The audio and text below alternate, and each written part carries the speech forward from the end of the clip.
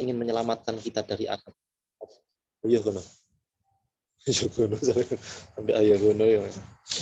Oke, monggo.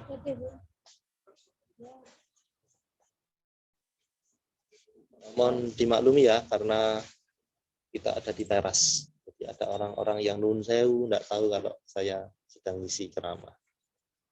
Jadi ulama, saya kembali, ulama ini bersikeras bagaimana seharusnya menyelamatkan umat ini dari akad-akad yang haram.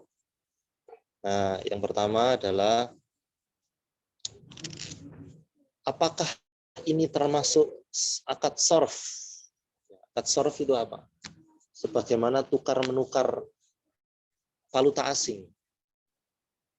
Nah, seolah-olah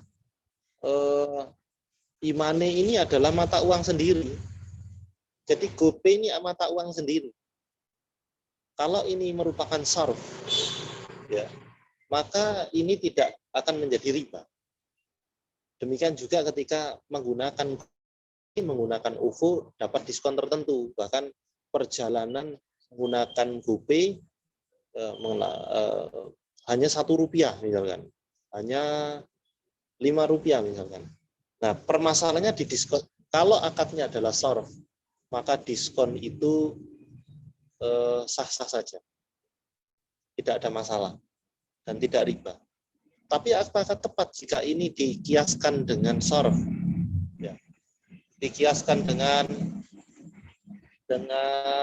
valuta asing, dikiaskan dengan tukar menukar uang, ya. Saya berusaha agar bahasanya ringan karena pembahasannya berat. Nah, ini yang terjadi perbedaan pendapat di kalangan ulama. Ulama yang mengatakan ini merupakan sorof, yaitu sebagaimana tukar menukar nilai mata uang, ya, nilai mata uang kita rupiah dengan dolar misalkan. Ini ada yang membantah. Ada yang membantah. Kenapa? Karena kita itu sebenarnya top up, tidak sedang menukar dengan nilai mata uangnya GoPay, OVO, T-Cell, Excel tunai, ya, Brizi, ya, dan lain-lain, atau lain-lain. Nah, inilah yang dikatakan, sebagian mengatakan ini bukan sorof, sebagian mengatakan sorof, ya, seperti tukar menukar mata uang. Baik, yang kedua, ada yang mengatakan bahwa e-money ini merupakan jual beli jasa, di mana jasanya dibayar di awal, ya, paham? Jasanya dibayar di awal, kemudian nanti tinggal nanti dipotong jika kita mengambil nilai jasa itu. Contohnya begini, contohnya adalah misalkan kita punya penjahit langganan tuh, kita tuh nggak tahu mau menjahit apa ke depannya.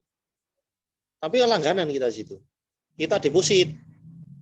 Saya deposit 1 juta. Loh, mau jahit apa? Ya nanti gampang. Pokoknya saya deposit 1 juta. Yaitu nanti ini jasa yang dibayar di awal. Atau biasanya kita punya warung langganan itu. Kita tuh makan rutin di situ. Kita deposit di situ 500.000. Jadi nanti kalau kita menunya ambil ini nilainya sekian, maka dipotong sekian.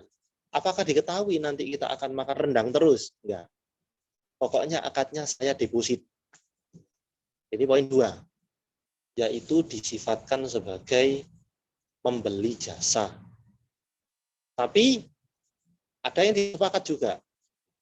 Yang tidak sepakat itu mengatakan, loh, katanya untuk jasa, tapi kok bisa digunakan untuk membeli makanan? Begitu.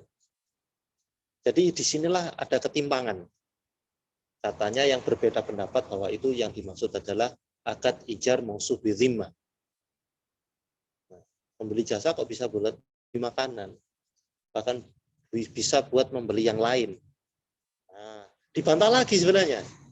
Apa nggak boleh?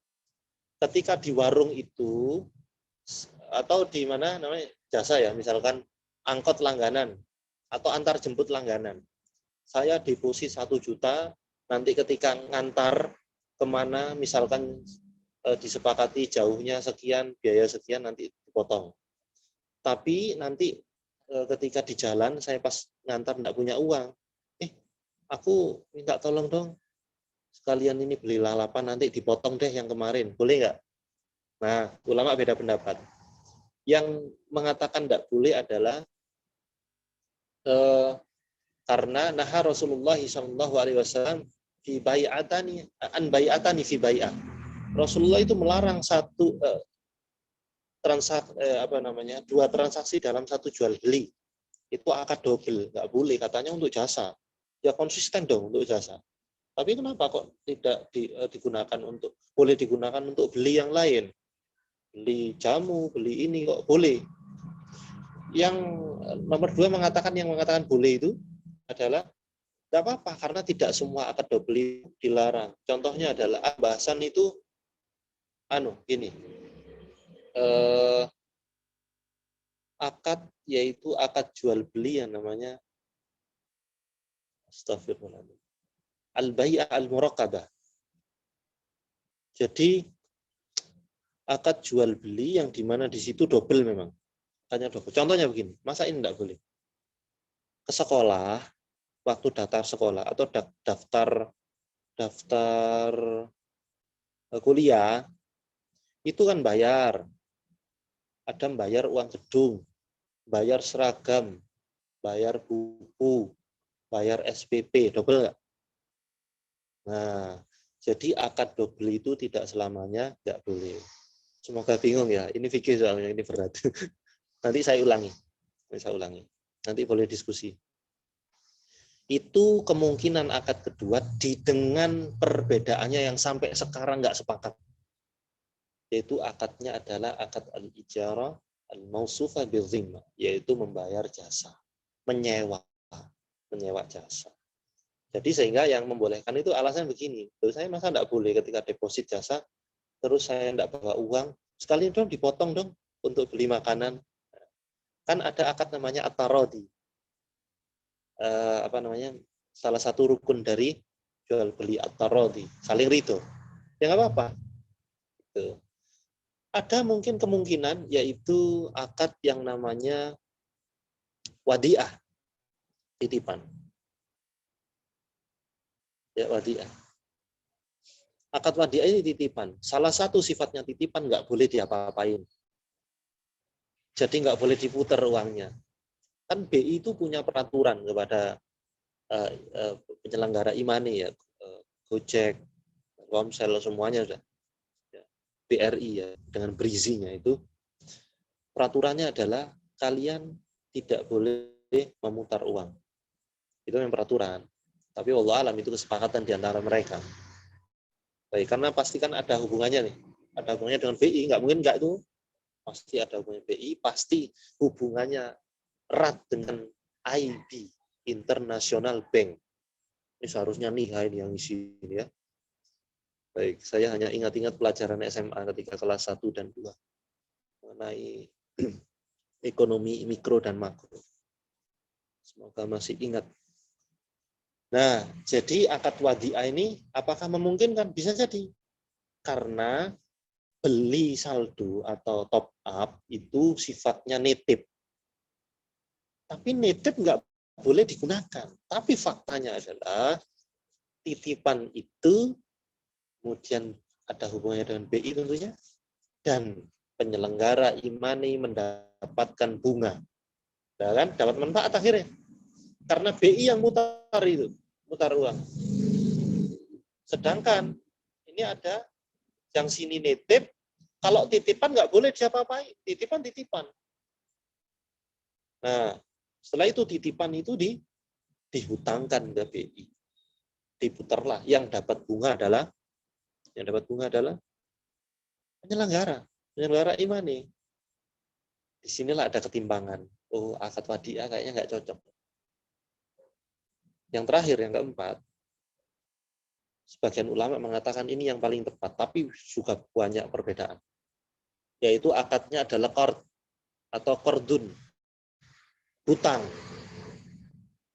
Kita top up saldo itu ngutangi GoPay, ngutangi Telkomsel, ngutangi apa lah itu.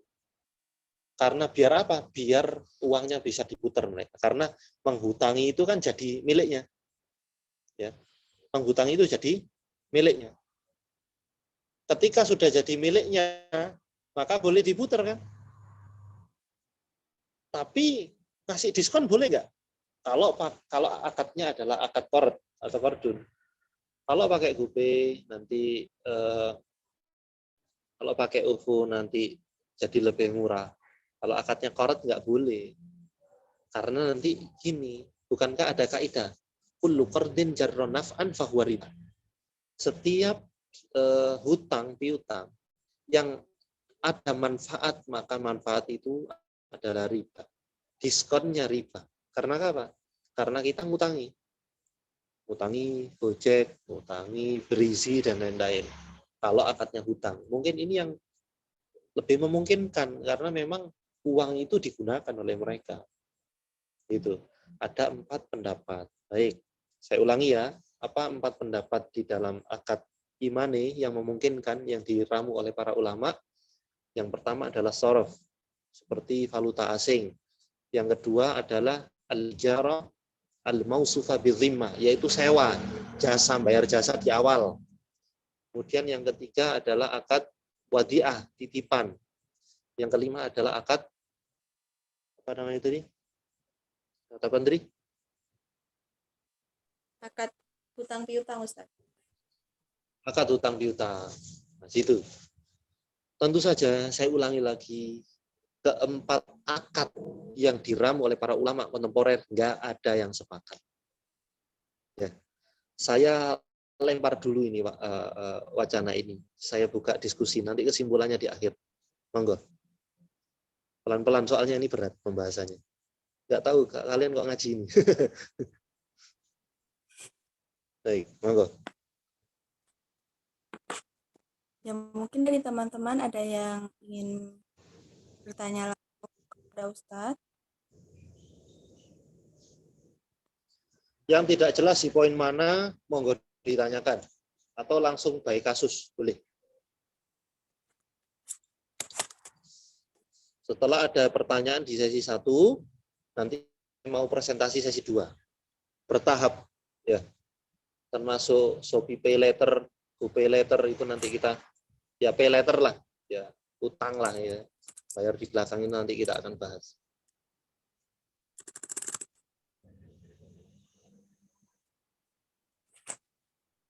Kalau dari saya Ustadz mau bertanya Ustadz, ini kan ada empat akad yang istilahnya bisa dikiaskan, namun para ulama juga tidak langsung menyepakati secara ini boleh seperti itu kan Ustadz. Ya. Lalu bagaimana kita yang sudah istilahnya kan di era seperti ini banyak sekali yang istilahnya kita ya bukan harus Ustadz, banyak yang menggunakan itu seperti itu. Itu akadnya yang mana Ustadz? Baik, nah, ini menarik. Sekalian apa katanya, saya pakai yang mana? Baik, saya pakai yang mana? Saya punya pendirian mengenai hal itu. Tapi bisa jadi nanti saya akan berubah. Ketika mengkaji terus bisa jadi berubah. Itu bukan hal yang mustahil karena Imam Syafi'i, bahkan Imam Malik itu merubah ratusan pendapatnya. Nah, begini, yang paling kuat di antara 4 akad itu, yang paling kuat maksudnya bukan yang paling benar, tapi paling kuat itu istilahnya ulama fikih. Yang pertama adalah kalau mau hati-hati itu akad ijarah, akad qardun, hutang. Akad hutang. Berarti ketika sebenarnya tidak ada masalah dengan imani kita, karena itu kesepakatan. Sebagaimana dulu Umar bin Khattab kepingin ada alat tukar yang bukan dari emas, tapi dari kulit onta. Hampir disepakati itu, tapi kemudian di-cancel gara-gara nanti kalau ontanya punah gimana. Nah, intinya seandainya itu kejadian itu yang punya kepikiran Umar bin Khattab, bukan orang sembarangan. Ya. bukan orang sembarang, ini orang yang paling paham sunnah kata Rasul, karena di mimpinya itu Umar meminum susu, ya, bekas minumnya Rasul. Apa takwilnya? Ditanya.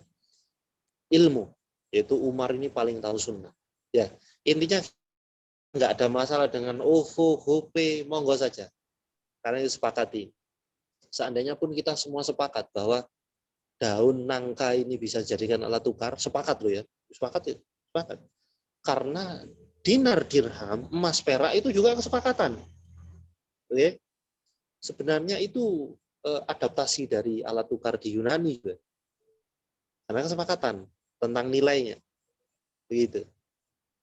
Nah, yang jadi masalah apa kalau akad qardun ini? Diskonnya. Itu yang jadi masalah. Diskonnya ini masalah gini, kalau bayar tunai 20.000, tapi kalau pakai GoPay, pakai OVO atau yang lainnya, itu nanti jadi hanya membayar Rp10. Nah, ini kan kita naruhnya kalau akadnya adalah hutang, ya ngutangi kita, hutang piutang. Maka setiap hutang piutang yang ditarik manfaat, maka manfaat itu riba. Kullu qardin jarra naf'an fahuwa riba. Itu kaidah. Bahkan hanya karena ngutangi, terus kita kok dikasih boncengan, boncengannya itu riba. Tapi kalau boncengnya bukan karena ngutangi, misalkan Indri ngutangi Risma, terus Indri minta gonceng, ya bukan riba. Itu bukan riba. Nah, itu untuk berhati-hati, monggo pakai itu. Saya pribadi pakai al-ijaro al-mausufa bizimma. Maaf kalau beda. Saya pribadi pakai ini dan tidak harus ikut saya. Ya, yaitu yang paling memungkinkan adalah akad beli jasa di awal. Nanti diambil sewaktu-waktu. Oke. Nah, karena nanti, nah itu tadi permasalahannya. Ada namanya al-uqud al-muraqqabah. Al-uqud itu akad-akad double. Itu ada yang boleh. Ya kayak tadi tuh. Ya masa enggak boleh misalkan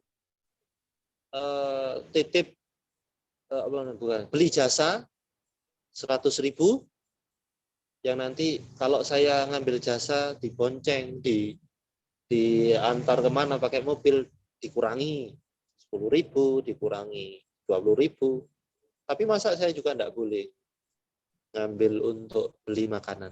Itu kan uangku ya kemarin. Kan jasanya belum kejadian sebagian. Tolong beliin kerupuk dong. Boleh nggak sih gitu? Ya boleh lah. Ya, saya pribadi pakai itu. Wallahu a'lam bishawab. Mau hati-hati, lebih hati-hati lagi. Yang lebih baik pakai qardun. Qard, pakai utang piutang. Itu ada pertanyaan tadi. Saya baca sendiri ya pertanyaannya. Ya, ya, Ustaz. Saya pakai Shopee Pay Later yang bayar di akhir bulan, apa itu termasuk riba dan bagaimana hukumnya? Karena kadang saya suka telat bayar. Begini, saya tanya sekarang, ketika menggunakan Shopee Pay Later atau pokoknya Pay Later lah ya, kita tahu namanya letter itu kan ya terlambat, bayar di belakang. Apakah nilainya sama? Itu yang pertama. Yang kedua, apakah jika terlambat dapat denda? Kalau nilainya nggak sama bayarnya, kemudian kalau terlambat dapat denda, itu riba. Karena denda itu tambahan. Denda itu tambahan. Kalau mau di akad syar'i adalah dendanya tidak boleh diambil Shopee. Yaitu fatwanya Dewan Syariah Nasional. Dendanya tidak boleh diambil Shopee. Kalau diambil berarti ada ziyadah, ada tambahan, itu riba. Ya, harus dilempar mana? Dibuang istilahnya, dimanfaatkan untuk nyumbang, khasnya muslimah muhasabah misalkan, itu boleh ya. Tapi kenyataannya bagaimana coba jika bayarnya ada tambahan yang misalkan pay later yang awalnya kalau kontan cash itu jadi 100, kemudian pay later 110, maka itu 10.000-nya riba. Kalau nilainya sama nggak riba. Kalau ada denda terlambat, maka riba. Kecuali ada kejelasan dendanya itu disalurkan. Wallahu a'lam bishawab. Ada pertanyaan lain.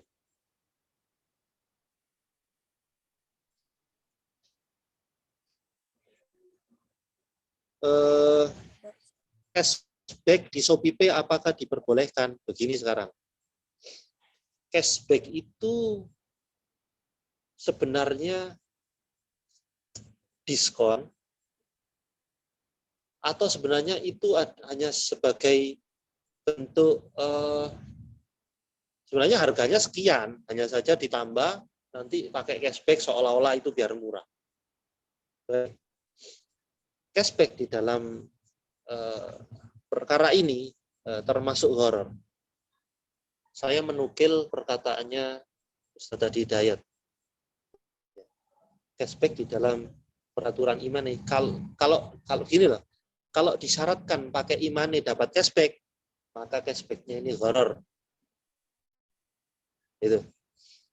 Tapi kalau cashback tidak ada bedanya, maksudnya tunai pakai rupiah, tunai harganya sekian, tapi kalau pakai imani jadi ada cashback. Nah, ini namanya horor. Ya, wallahu a'lam bishawab. Coba pertanyaan lain saya baca sendiri. Bagaimana yang sudah terlanjur menggunakan pay letter saat ini? Yang pertama bertaubat, sholat taubat 2 rakaat. Lebih afdol. Yang kedua janji nggak ngulangi. Yang ketiga menambah amal soleh. Yang keempat tidak rela orang lain melakukan hal kesalahan serupa. Yang kelima lunasi, gitu ya. Dilunasi, wajib dilunasi. Baik, ada pertanyaan selanjutnya, yaitu jika memanfaatkan promo di GoFood atau GrabFood, misalkan diskon sekian atau buy one get one, itu apakah termasuk riba? Ini boleh nggak sih orang promo? Boleh. Yang jadi masalah tadi, jika menggunakan akad nomor 4, yaitu akad qard atau kordun, terus dapat diskon kalau menggunakan imani, itu riba. Tapi kalau memanfaatkan promo di GoFood, GrabFood, apa sajalah, warung food, apapun, whatever. Ya, whatever you say lah. Itu bukan termasuk riba. Tidak masalah. Tidak masalah. Makanya pakai akad al-ijarah al-mawsufa bil-dhimmah, yaitu kita membayar jasa di awal. Itu nanti kalau ada perjalanan, jangankan perjalanan itu nanti membayar 1 rupiah pakai imani. 0 rupiah juga kan boleh, namanya promo. Saya itu pernah pakai Grab dulu, pakai Grab itu pakai tunai kan. Saya selama ini belum menggunakan imani, belum. Ya, walaupun saya pakai akad yang nomor 3. Akad nomor 2, ya. Pernah 0 rupiah beberapa kali. Masa enggak boleh? Ya masa enggak boleh? Ya boleh lah. Ya, memanfaatkan promo boleh-boleh saja. Yang bermasalah itu kalau menggunakan akad qard. Mudah-mudahan nyambung. Ini tadi mengatakan buy one get one. Buy one get one free kali ya. Kalau buy one get one itu dari mana-mana gitu. Beli 1 dapat 1. Maksudnya buy one get one free atau buy one get 2. Baik, selanjutnya adalah ada yang nambah ini Embo ya. Untuk disebut di setiap pembelanjaan di Shopee, ya kan hampir semuanya ada biaya penanganan yang saya kurang tahu dihitung berapa persen dari pembelanjaan atau bagaimana. Misal menggunakan tunai biayanya biasanya 2.000, sedangkan COD terkadang biaya penanganan naik jadi 5.000. Pertanyaan yang ini saya belum bisa jawab, saya pelajari dulu ya. Insya Allah nanti saya jawab di kajian hari Sabtu Muslimah Muhasabah. Insya Allah. Indri tolong ingatkan saya ya. Ya, baik Ustaz. Belanja pakai ShopeePay bukan hutang. kita transfer dulu ke ShopeePay, baru uang itu kita gunakan untuk belanja. Boleh tidak belanja menggunakan ShopeePay untuk mendapatkan gratis ongkir, Ustadz? Boleh tidak? Jadi gini, belanja ke ShopeePay bukan hutang, tapi transfer ke ShopeePay. Iya, paham kalau itu, transfer paham. Cuma ulama ingin kita semua selamat. Akadnya apa ya? Kira-kira uang yang ditransfer ke ShopeePay itu biar bisa digunakan oleh mereka yang halal itu bagaimana? Kan sama mereka digunakan uangnya. Dan nanti digunakan ke mana? Ke BI. Ada namanya dana liquid. Paham masih di sini? Di sini paham tentang dana liquid? Ini lagi ada tipe barang nih. Ini yang jelaskan. Intinya begini loh ya. Dana itu memang tidak boleh diputar, ini peraturan BI. Tapi dana itu dimasukkan BI. Setelah itu BI mutar. Setelah itu dana dimasukkan BI atas nama Anda, atas namanya sampean apa Shopee? Ya Shopee. Loh, akadnya apa ini kok jadi atas nama Shopee? Kan katanya wadiah titipan. Nah, transfer ini apa nanti? Biar bisa digunakan, berarti harus ada hak milik, yaitu akad hutang.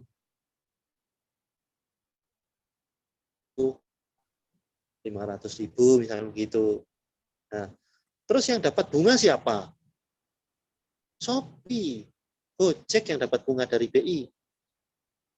Ulama ini saking berdasarkan asas kasih sayang, maka menggunakan mencari kaidah-kaidah akad gitu loh maksudnya. Nah, maksudnya itu biar tidak salah paham. Ini ada lagi. Ya, boleh tidak belanja menggunakan ShopeePay untuk mendapatkan gratis ongkir, Ustaz? Gratis ongkir. Jadi gini, kalau pakai tunai nggak gratis ongkir. Kalau pakai ShopeePay gratis ongkir. Nah, kalau menggunakan akad nomor 4, yaitu koret, utang piutang nggak boleh. Tapi kalau menggunakan akad nomor 2, apa tadi, al-ijarah al-mausufa bizimah, bayar jasa di awal, boleh. Wallahu a'lam bishawab. Saya sarankan pakai akad nomor 4, lebih aman. Saya, walaupun pakai akad nomor 2, saya sampai sekarang belum menggunakan imane. Kecuali darurat, saya itol.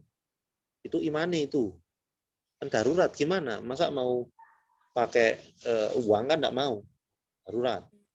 Sementara ini, penggunaan imane belum darurat. Kalau pakai akad nomor 4. Itu. Kecuali darurat, misalkan ya, misalkan ini. Saya kan kemana-mana masih pakai ojek. Pakai Gokar. Aplikasi cuma satu, Maxim nggak ada. Maxim, Grab nggak ada. Adanya Gojek. Bisa pakai itu. Selama nafas berembus, bukan itu ya. Selama ada uang, kemungkinan masih 1 bulan lagi saya menggunakan jasa-jasa antar ini. Saya pakai tunai. Tapi kalau tidak memungkinkan, ya dari keuangan yang kami mampu, maka saya akan pakai imane. Gitu. Karena saya pakai akad nomor 2. Jadi perhatikan, ada hukum, ada sikap hukum. Memang saya pakai akad al-ijarah al-mausufa bizimah. Tapi saya nggak pakai imane sekarang. Karena keluar dari ikhtilaf, keluar dari perbedaan pendapat itu lebih utama. Ya. Sehingga saya secara hukum menggunakan akad beli jasa di awal, tapi secara sikap saya pakai imane. Sampai sekarang saya nggak pakai. Kecuali terpaksa seperti apa? Itol. Ada pertanyaan apa lagi nih? Ustadz, untuk koin Shopee apakah boleh digunakan? Nah, koin Shopee ini beda. Untuk mendapatkan koin itu kan dikarenakan ada poin, ada poin-poin. Nah, ini sesungguhnya berbeda urusan dengan imani. Maka boleh saja digunakan. Kayak gini loh, saman beli air galon 5.000 per galon. kalau sudah dapat 10 galon, itu gratis 1 galon. Itu kan poin. Itu poin kan? Boleh nggak diambil? Ya boleh lah. Nggak apa-apa. Yang kita permasalahkan adalah perakatannya, itu aja. Yang tadi kita kaji sampai ulama berbeda pendapat dengan 4 akad itu. Wallahu a'lam bishawab. Ada pertanyaan lain? Yaitu hukumnya kalau menabung diimani seperti dana OVO dengan alasan karena tidak ada biaya potongan seperti bank konvensional, apakah boleh? Baik, begini ya, di perbankan itu tidak semuanya riba, tidak semuanya haram. Kalau nabung, kemudian misalkan, jangankan tidak ada potongan, nabung di bank ada potongan per bulan, boleh? Boleh, itu merupakan jasa. Jasa kita nitip uang, jasa kita nyimpan uang. Ya kayak itu loh, ada jasa penyimpanan di bank itu kan ada box itu. Kita kan bayar. Kita transfer, ada potongan 6.500. Apakah potongan ini ada potongan? Ya ada potongan di saldo kita 6.500. Apa 6.500 riba? Enggak, itu jasa. Tapi perbankan itu, finance itu tidak akan bisa hidup tanpa jasa permodalan. Kalau mengandalkan jasa transfer, nggak akan bisa hidup. Ya, makanya kreativitas permodalan luar biasa. Ada pinjol juga kan gitu. Pokoknya gimana caranya dana ini bisa diputar. Nah, ada pertanyaan lain, saya lihat, saya cek dulu.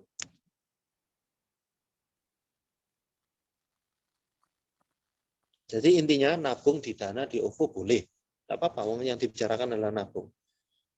Baik, sementara itu ada yang ditanyakan lagi, saya kembalikan kepada Indri. Mungkin teman-teman ada yang ditanya lagi.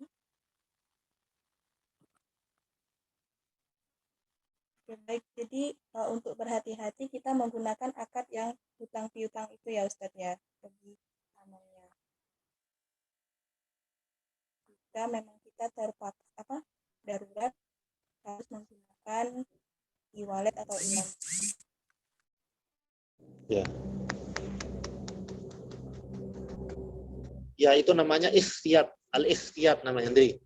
Kehati-hatian. Jadi ulama itu kalau ada perbedaan pendapat memilihkan kepada umat yang awam itu pendapat yang hati-hati. Gitu. Tapi begini, saya ingin ngobrol. Seandainya ditemukan akad syar'i, jadi sepakat ulama bahwa ada akad yang disepakati imane ini syar'i, sudah, tidak ada perbedaan. Tapi apakah sesuatu kemubahan di dalam akad syar'i hutang piutang dan lain-lain harus kita ambil?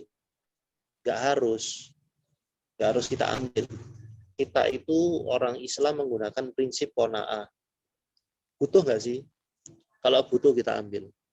Kalau nggak butuh, nggak akan kita ambil. Jadi karena tidak ada sebenarnya hutang piutang kok tersistem itu loh. Seandainya menggunakan akad kehati-hatian tadi yang nomor 4, kok tersistem.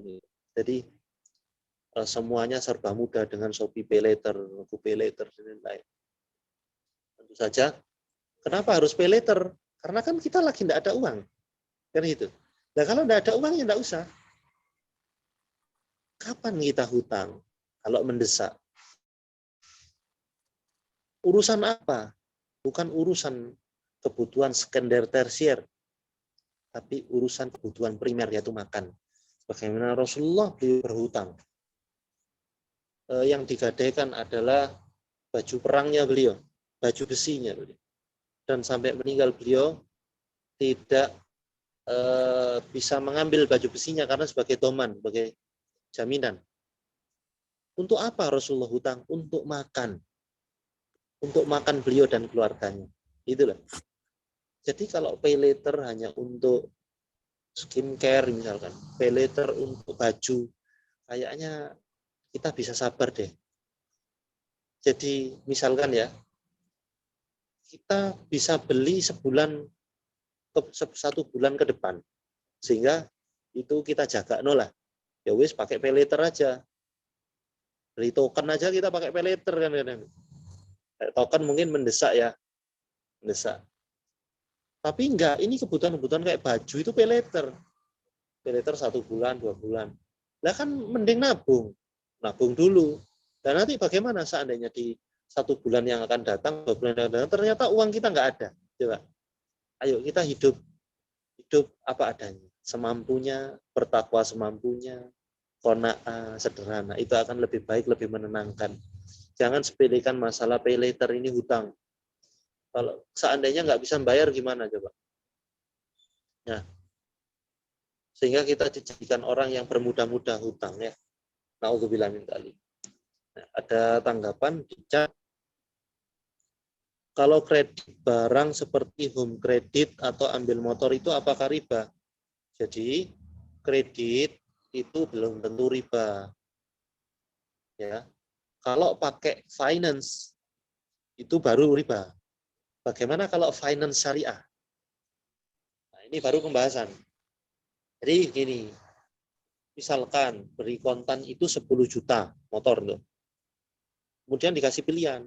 Kalau pay later yang ini, yaitu kalau pay letternya 1 tahun, maka harganya jadi 15. Pay later 2 tahun, harganya jadi 18. Pay later 3 tahun, harganya jadi 22, dan seterusnya. Apakah perbedaan harga ini riba? Bukan. Bukan. Kalau riba itu begini, beli 10 juta. Jadi pembayaran mundur pay later juga 10 juta. Hanya saja ada bunga, itu baru riba.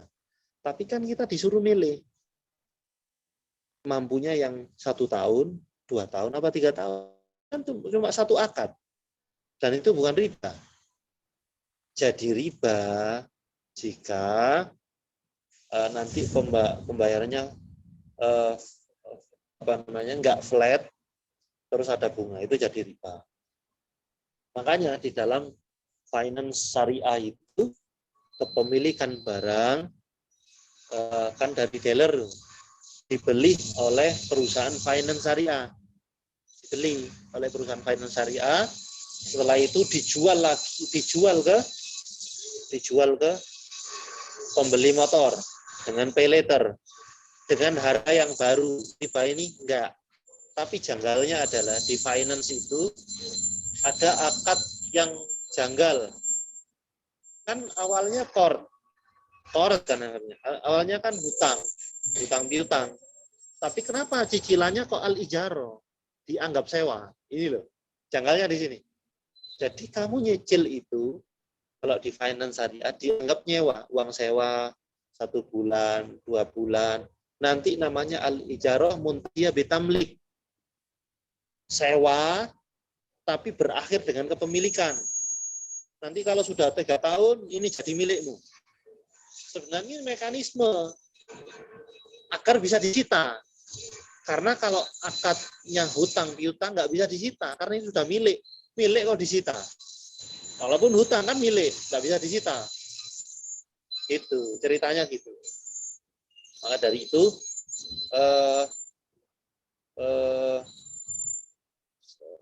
kembali kepada konsep awal, bisa beli motor? Enggak. Ya sudah.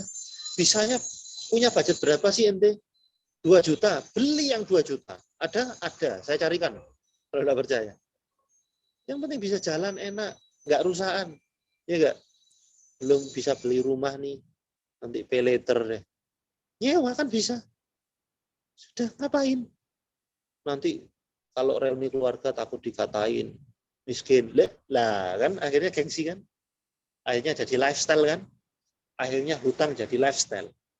Ini yang nggak benar. Pay later boleh jika perkara yang mendesak seperti apa? Makanan. Ya, lapar sekali. Mau minta nggak bisa. Token. Monggo. Tapi kalau ada ribanya ya nggak boleh tetap. Mending pay later teman daripada pakai pay later yang ini. Pay later emangnya aku aplikasi gitu kata teman. Karena kebanyakan utang makanya pesen ya. Wallahu a'lam bishawab. Monggo saya kembalikan ke Indra.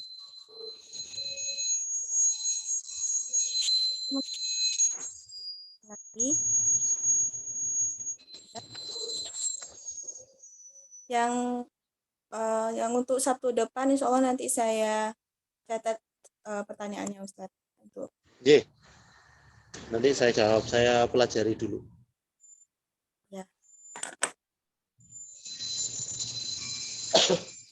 Kak Firdausi Inayah pertanyaannya. Ye. Depan ya Kak Firdausi insya Allah saat kajian Muslimah Muhasabah Sabtu jam 9.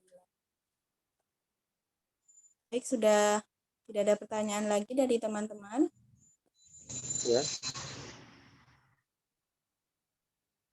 Jadi kita prinsipnya qanaah ya Ustadz ya, sebagai orang Islam hidup apa adanya. Kalau memang tidak mendesak ya sudah, tidak perlu menggunakan e-wallet seperti itu. Tidak perlu Ya.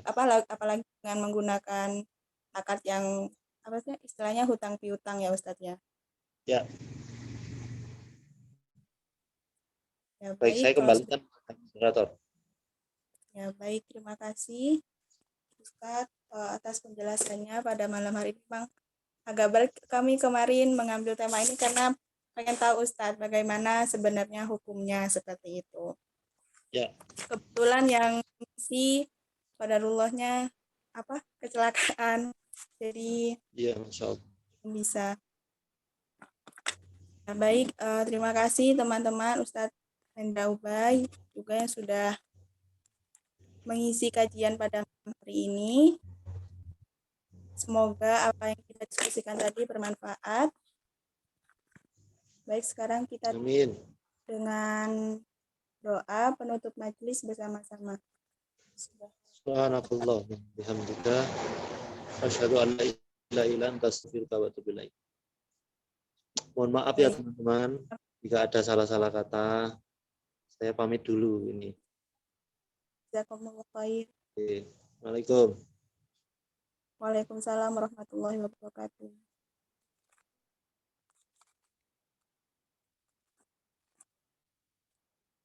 Oke. Baik teman-teman, sudah berakhir acara sharing positif kita pada malam hari ini. Terima kasih atas kehadirannya semuanya. Majelis ini saya tutup. Wassalamualaikum warahmatullahi wabarakatuh. Waalaikumsalam warahmatullahi wabarakatuh.